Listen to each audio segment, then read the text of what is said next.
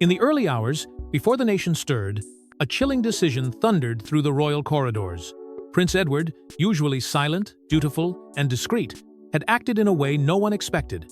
With one stroke of authority, he stripped Camilla's son of his royal patronage. The palace was left trembling, and whispers turned into outrage. What could drive Edward, the so-called quiet brother, to unleash such a storm? The announcement landed like a bolt from nowhere. Just after dawn, a communiqué left Windsor and raced through the palace staff like fire through dry grass. Phones rang incessantly as stunned courtiers scrambled to confirm what they were reading. Royal watchers, accustomed to Edward's quiet loyalty, could scarcely believe it. This was the brother who had always remained in the background, dutiful, restrained, overshadowed by louder personalities and grander titles. Yet here he was, seizing the reins of power and making a move that would reverberate through the monarchy. Camilla's son, long seen as shielded by his mother's crown and her carefully crafted influence, had been thrust into the spotlight for all the wrong reasons. Suddenly stripped of his patronage, he was left vulnerable, his name tied not to privilege, but to rejection. For years, his presence had been tolerated, his patronage quietly accepted, even by those who bristled at the way he acquired it. But with Edward's stroke of authority, the fragile balance collapsed, exposing the cracks in a family that prided itself on control. Within the palace, panic ruled the morning. Senior aides described the atmosphere as nothing short of hysteria. Every phone call carried new disbelief. Every whisper, another layer of shock. Rumors flooded the halls. Had Edward acted alone, or was this the opening salvo in a larger war? Was Charles aware before it happened? And what of William and Anne? Had they known, or were they blindsided as well? The silence from the king only deepened the tension. The reaction beyond the palace gates was equally polarized. Outside Buckingham Palace, crowds gathered quickly, some cheering with visible pride at Edward's audacity, others gasping in outrage that such a public humiliation had been inflicted on Camilla's family. For some, it was a moment of long-awaited justice, a defense of tradition against what they saw as encroachment. For others, it was cruelty, a needless attack on a son who had never asked to be caught in the monarchy's brutal machinery. The nation had awoken to a house divided not just within the palace, but across the streets of Britain. And yet, beneath the shock, beneath the polarized reaction, there lingered a whisper that Edward's move was no act of impulse.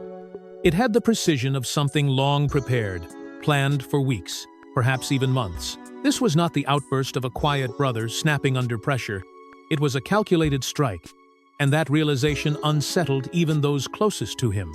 For if Edward could plan this, what else might he be preparing in the shadows? But this was no random act of rebellion. This was the climax of a feud that had been brewing in the shadows, far away from the public eye. For years, royal watchers believed Edward and Camilla maintained a distant but polite coexistence. Yet, behind closed doors, tensions simmered. This wasn't just about patronage, it was about power, respect, and the very future of the monarchy. The world saw Edward as the quiet brother, always loyal, always discreet. Camilla, meanwhile, emerged from the shadows of controversy to claim her place as queen consort, her family rising with her. On the surface, it looked like a workable balance. But within the walls of Windsor and Balmoral, a much darker reality was unfolding. Edward had always carried a subtle discomfort with Camilla's influence, though he rarely voiced it aloud. Observers noted how he often withdrew into silence during her speeches, or how his expressions stiffened whenever her children were present at official gatherings. There were whispers that at private family dinners, Edward would deliberately seat himself at the far end of the table, refusing to engage with her son and daughter, as though a line had been drawn. To the public, these moments seemed like nothing more than coincidence, but to those inside the palace, they were signs of a feud too delicate to name. Princess Anne, ever the guardian of tradition, quietly supported Edward's unease. She, too, bristled at the rapid rise of Camilla's family and their encroachment on sacred spaces once reserved for blood royals. Yet Charles, with his unyielding desire for harmony, pushed relentlessly for acceptance, believing that unity was the only way forward. His insistence left Edward cornered, torn between duty to his brother and loyalty to his mother's vision for the crown. For Edward, this was not about personal dislike. It was about safeguarding the monarchy from what he perceived as infiltration. Rumors swirled that Camilla's son was already leveraging his stepmother's crown to secure elite patronages. Invitations extended, titles whispered about, opportunities granted, moves that, to Edward, represented a quiet but unmistakable invasion of privilege. These weren't earned by service to the nation or sacrifice for the throne, but granted by proximity to power. Edward saw it as exploitation, a calculated effort to weave a non-royal bloodline into the very fabric of the monarchy. In his eyes, it was nothing less than a violation of sacred trust. This rivalry was not loud or public. It was wrapped in silence, concealed beneath the glittering veneer of royal unity. To the outside world, smiles masked the frost, and handshakes hid clenched fists. But within the palace, the atmosphere thickened whenever the two crossed paths, as if the weight of history itself pressed against the walls.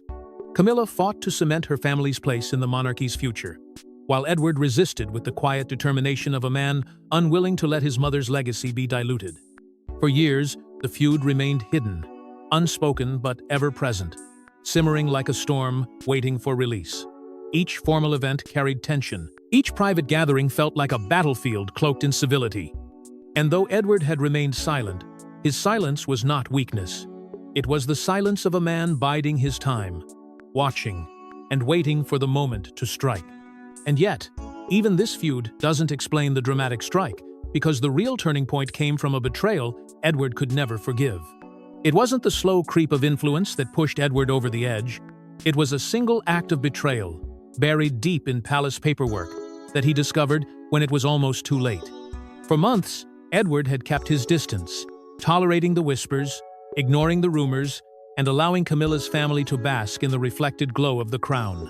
But this discovery was different. This was not simply influence.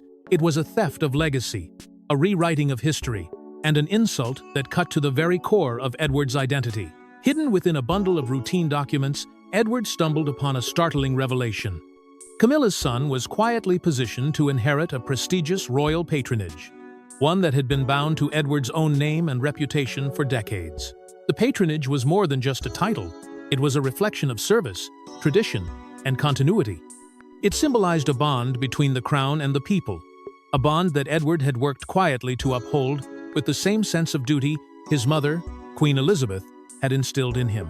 To see it reassigned, not to a working royal by birth, but to Camilla's son, felt like the ultimate betrayal. The sting was not just in the paperwork itself, but in what it implied. Edward felt his mother's memory, the trust she had carried for him, mocked and discarded. The late queen had been meticulous in preserving the bloodline's sacred ties to certain institutions, ensuring that patronages carried the weight of heritage. For Edward, this was not just administrative oversight. It was an intentional breach of his mother's legacy, an erosion of the values she had fought so fiercely to maintain. In that moment, Edward's silence, so often mistaken for weakness, transformed into a storm of indignation.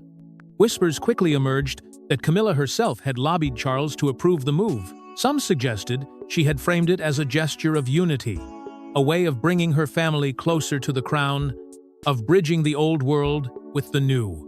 But to Edward, it was nothing less than manipulation, a calculated attempt to secure permanence for her bloodline at the expense of the monarchy's sacred trust. It was one thing to be accepted into the fold as queen consort. It was another to force her son into spaces reserved for the heirs of Elizabeth's dynasty. Those who witnessed Edward in the aftermath described his fury as unprecedented. Aides who had known him for years spoke of the first time his silence cracked into thunder. He was no longer the quiet brother who swallowed every slight and carried every burden without complaint. This was Edward unmasked, a man who had endured enough, who would not allow his mother's memory to be desecrated. The palace, long accustomed to his composure, was stunned. Even those who had dismissed him as passive now realized that Edward had been keeping track, quietly collecting grievances, carefully recording each step that had pushed him further toward defiance. The betrayal transformed what had been a simmering feud into an unavoidable war. It was no longer just about Camilla's son or his inappropriate claim. It was about defending the very integrity of the crown, ensuring that tradition would not be trampled under the weight of personal ambition. Edward saw himself not as a brother acting out of jealousy, but as a custodian of the monarchy, a guardian of a legacy that could not be diluted. In his mind, his action was not rebellion. It was duty, a sacred responsibility to protect the institution his mother had entrusted to him. And so, Edward began plotting in secret, laying the groundwork for a confrontation that would rip open the monarchy's deepest wounds. While the palace presented a calm face to the world, Edward moved like a shadow, meeting allies behind gilded doors. His whispers became strategies, his silence a weapon. To the public, he remained the quiet, dutiful royal, a man rarely in the headlines. But in the stillness of the night, the truth was very different. Edward was orchestrating a plan that would shake the monarchy to its foundations, and he knew that secrecy was his greatest ally. Night after night, Edward convened with senior courtiers who shared his unease about Camilla's growing shadow. These were men and women who had served under his mother, who had sworn loyalty to Elizabeth's vision of the monarchy, and who now feared that vision was being twisted to serve private interests. They met in hushed tones, behind doors thick enough to mute the echoes of conspiracy. Within these clandestine gatherings, a strategy began to take form. Every detail of Camilla's influence, every overreach of her family, was catalogued and dissected.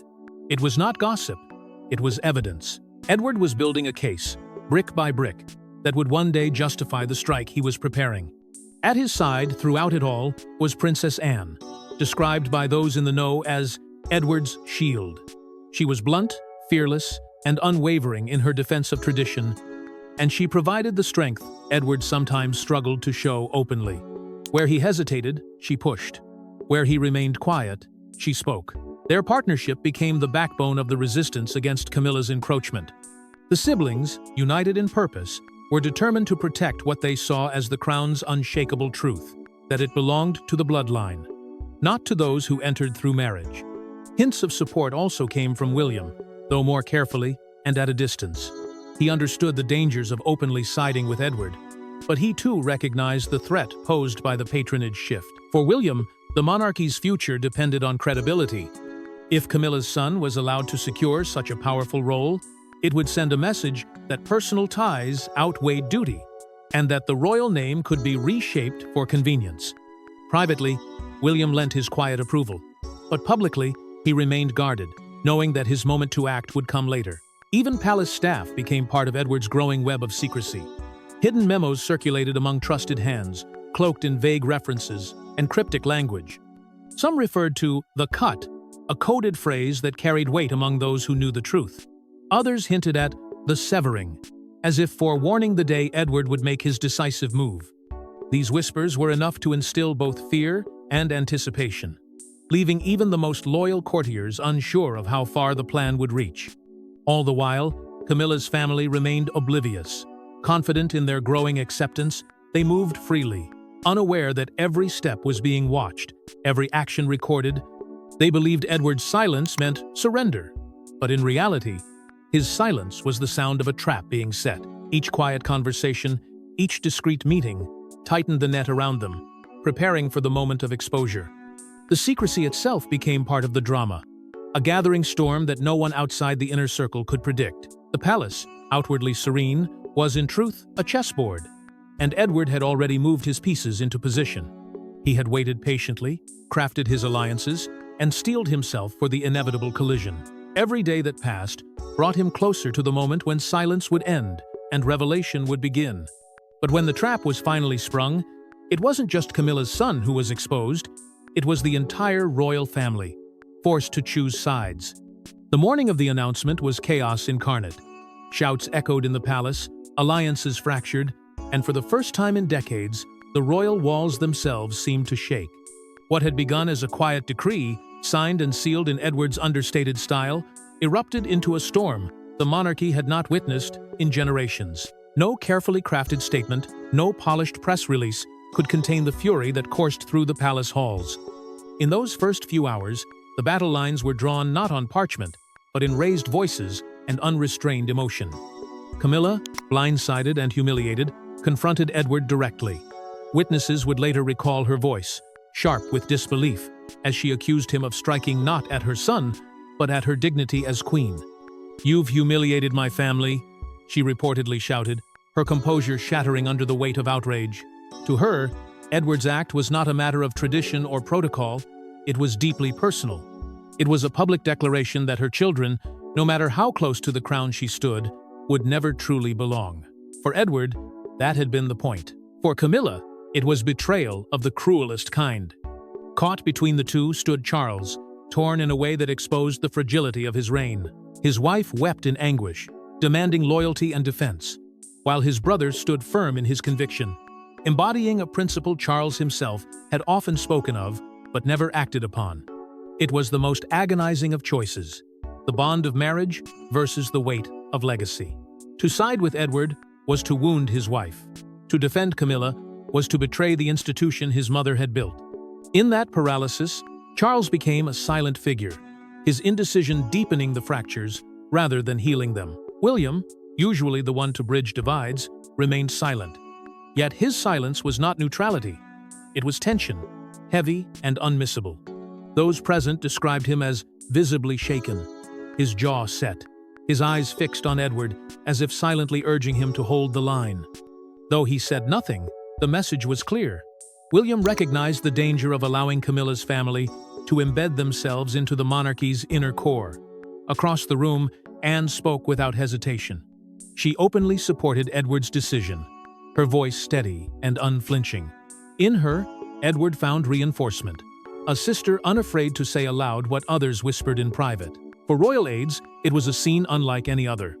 They described it as a shouting match no one dared interrupt. The carefully preserved etiquette of the monarchy, the rule that disagreements remained hidden behind polished smiles, had shattered. The palace was no longer a symbol of control. It had become a theater of conflict. And as doors slammed and voices carried, those outside the palace walls began to hear the first cracks of truth.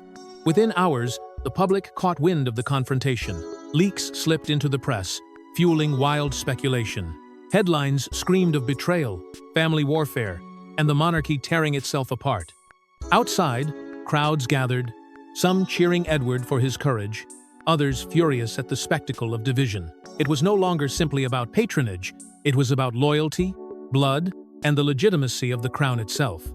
Even within the palace staff, division took root. Some sided with Edward and Anne, insisting tradition must be preserved. Others sympathized with Camilla, arguing that excluding her children was cruel and outdated. The staff, once united in service, became mirrors of the family's fracture. Every whispered conversation carried an edge, every sidelong glance a question of allegiance. The eruption had exposed everything the monarchy had tried to bury: resentments, rivalries, and the fragile balance between blood and marriage. But what none of them realized in that moment was that the chaos of that morning was merely the beginning, and just when the dust seemed to settle, the real consequences began to unfold far beyond what Edward had imagined. Within hours, the world had chosen sides. Some hailed Edward as the last protector of Elizabeth's legacy, while others painted him as a bitter relic clinging to the past. What had begun as a clash behind palace walls exploded into the global arena, with headlines, broadcasts, and endless debates capturing every possible angle. Suddenly, the private feud of a royal family was no longer their own. It belonged to the court of public opinion, where loyalty and outrage were measured in headlines and hashtags. The tabloids wasted no time in turning the moment into spectacle. One screamed, "Edward defends Queen's honor," framing him as a lone guardian of his mother's sacred legacy.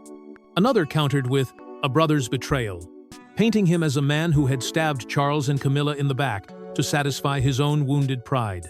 Every publication, every commentator, chose a side. It wasn't just news, it was war, fought on front pages and television screens, with Edward's image cast alternately as a savior or a villain. On the streets, the division became even sharper. Outside Buckingham Palace, two groups formed, their voices colliding in a chaotic chorus. Traditionalists cheered Edward's courage, waving banners with phrases like, "Protect Elizabeth's crown," and "Blood before influence." They saw in him the last true defender of what the monarchy had always stood for. Across from them stood reformists, angry and defiant, shouting that Edward's actions were cruel and outdated, proof that the institution was incapable of change. Police held the lines as chants echoed through the night. The palace gates transformed into a battleground of ideology. Meanwhile, Camilla's son, though officially silent, let his side of the story seep out through carefully placed whispers. Friends close to him described him as devastated, unfairly scapegoated, or simply existing in a role he never asked for. They painted Edward's move as heartless, a humiliation inflicted on a man who had never wielded real power. For many, his silence was interpreted as dignity, while for others, it was seen as weakness. Either way, the narrative only deepened the divide, adding a human face to the clash of tradition and modernity. Online, the battle raged with even greater ferocity. Hashtags surged across social media. Justice for Edward, Camilla betrayed, protect the crown. Memes, videos, and edited clips spread faster than the palace could control. Every word was scrutinized, every photograph dissected, every silence turned into speculation. In a digital age where perception meant power, Edward's refusal to engage became its own powerful weapon.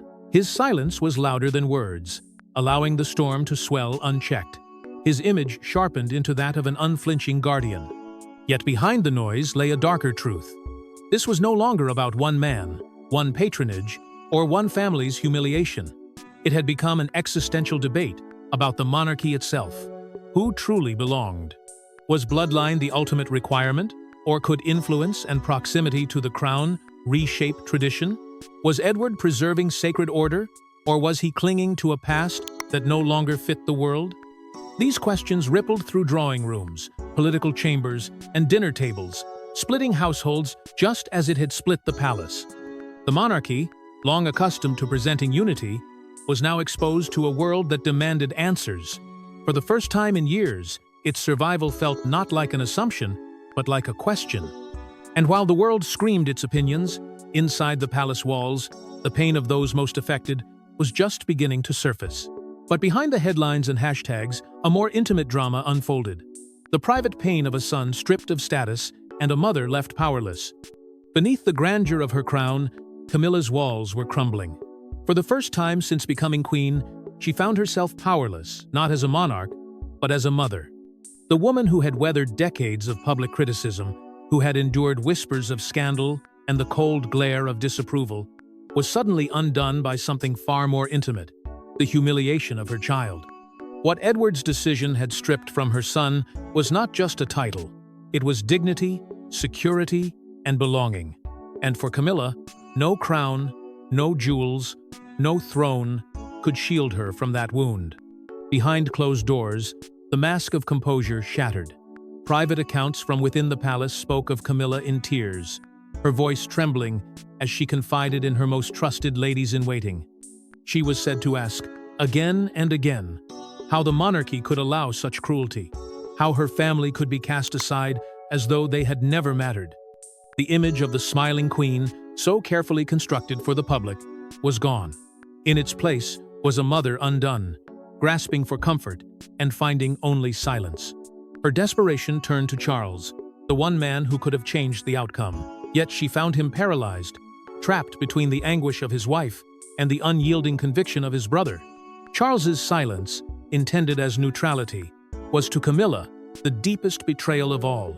She pleaded with him, not as queen to king, but as wife to husband, begging him to defend their family. But Charles, bound by the ghost of his mother and the duty to preserve the crown's integrity, offered no shield. Each hour of his inaction widened the chasm between them, leaving Camilla to carry her sorrow alone. In her grief, Camilla confessed fears that chilled those closest to her. She believed Edward's strike was only the beginning, that her son's humiliation was the first step in a deliberate campaign to erase her family from royal life entirely. She feared that every privilege, every connection, every role, painstakingly built since her marriage, would now be stripped away piece by piece, until her children and grandchildren were nothing more than outcasts, remembered only for what they had lost. That fear became an obsession, gnawing at her in the solitude of her chambers. One haunting account described Camilla slipping into the palace chapel late at night. There, away from the scrutiny of the household, she was seen alone, whispering prayers into the silence. Some said she begged for strength, others that she sought forgiveness. Whatever the truth, the image of the queen kneeling in despair became a symbolic reflection of how far the crown had fractured her spirit. She was not the unshakable monarch the public imagined, but a mother broken by power she could not wield. Yet, within her grief, a dangerous seed was planted. Those who spoke with her sensed a shift, a vow forming in the quiet, an unspoken promise that humiliation would not be the final word. If Edward had opened a war, Camilla would not remain a passive victim. There were whispers, faint but unmistakable, that her despair might one day harden into something far more dangerous: revenge. And while Camilla wept in silence, Edward pressed forward, preparing to deliver the blow that would echo through generations. Edward finally broke his silence, not with apologies, but with a declaration that shocked even his allies. He framed his act not as cruelty, but as duty. After days of whispers and speculation, Edward stood firm before the nation, delivering words that cut with the precision of a blade. His tone was measured, his demeanor unshaken, and his message clear. He had acted not out of malice, but out of loyalty to the crown and to the memory of his mother. For a man who had so often been overlooked, this was his defining moment, and he wielded it with a cold, unyielding authority that left even the boldest voices stunned into silence. He began by invoking the one name that could silence any critic: Elizabeth. Edward declared that his decision was made to honor Elizabeth's crown, not tarnish it, a statement that instantly reframed the conflict. By anchoring his act in the sacred memory of the late Queen, he transformed what many had called an attack into a gesture of preservation. To Edward, this was not about punishing Camilla's son. It was about ensuring that the monarchy his mother had safeguarded remained untouched by outside ambition. In his eyes, the crown was not a vessel for favoritism or indulgence. It was a bloodline, sacred and unbreakable. Then came the revelation that deepened the gravity of his words. Edward alluded to his mother's dying wish, her plea that the bloodlines remain sacred, that patronages tied to centuries of tradition must never be handed away for convenience. Whether fact or interpretation, it was enough to electrify his audience. By presenting himself as the executor of Elizabeth's final will, Edward shifted the argument from personal rivalry to sacred duty. It was not Edward against Camilla, it was Elizabeth's legacy against corruption. Observers described the speech as calm, icy, and unforgettable. Edward spoke without theatrics, his restraint making each sentence land with devastating force. He did not waver, did not temper his words with softness. For the first time in his life, Edward was not the quiet brother in the corner. He was the voice of tradition, the living echo of his mother's authority. His allies, long silent, found themselves swept into his orbit, unable to deny the conviction that emanated from him. Anne stood openly by his side, her unwavering presence confirming that his stand was not his alone. William, too, though cautious, offered support that was impossible to ignore. His presence signaled to the world that Edward's words carried the weight of succession itself, the blessing of the heir who would one day wear the crown. With Anne and William beside him, Edward's stance became more than a lone rebellion. It became a coalition, a movement grounded in blood and history. Public opinion, once fractured, began to sway. For every voice decrying Edward as ruthless, another rose to hail him as the last guardian of tradition.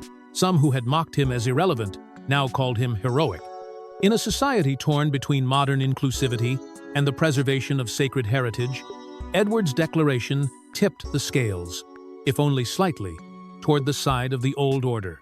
The idea of tradition triumphing over indulgence, of Elizabeth's vision enduring beyond her death, resonated deeply with those who still saw the monarchy as something unshakable, untouchable.